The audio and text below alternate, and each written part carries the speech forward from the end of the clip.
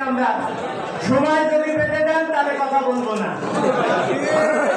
সময় বেঁধে দিলে কথা বলবো না। আমরা কথা বলতে আসছি, আমাদের কথা শুনতে হবে। আমরা সংগঠনের বাইরে কোনো কথা বলবো না, বলতে চাই না। আমি ব্যক্তিগতভাবে বলতে চাই, কেন্দ্রীয় সংস্কারের মাধ্যমে গণ অধিকার পরিষদের আবির্ভাব অনুভূত। আমি বলতে চাই, কেন্দ্রীয় সংস্কার আগে দরকার। আগে কেন্দ্রীয় সংস্কার করেন।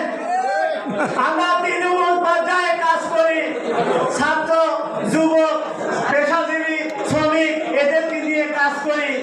আপনারা এখান থেকে যান কমিটি করার জন্য, আপনারা তাদের ভাইবা নেন, ইন্টারভিউ নেন, নেওয়ার পর ঢাকায় এসে কোন অদৃশ্য প্রেক্ষাপটে কমিটি 1 মাস 2 মাস বন্ধ থাকে।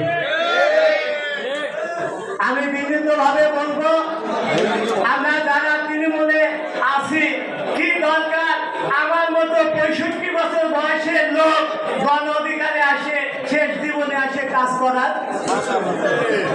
কি দরকার? আমার মতো কয়জন লোক এখানে আছে? আমি কেন্দ্রীয় নেতৃবৃন্দকে বলবো যে আমরা পাবনায় খুব সমস্যার মধ্যে আছি। অর্থনৈতিক সমস্যা সবচেয়ে বড় সমস্যা। পার্টির অফিস নিচ্ছি 11,000 টাকা মাসে।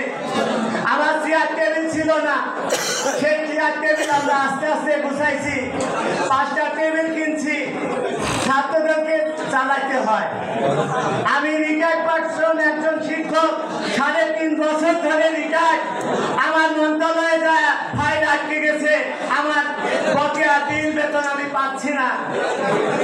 21শে ফেব্রুয়ারি পালন করলাম, ব্যক্তিগত টাকা দিয়ে 21শে ফেব্রুয়ারি পালন করতে হয়েছে আমাকে। কেন্দ্রের কাছে বারবার বলছি, আমাদেরকে একটু সহযোগিতা করেন। আমরা ফোন দেই, রাশেদ ভাই, নূর ভাই, তাহলে কথা বলবো না ভাই।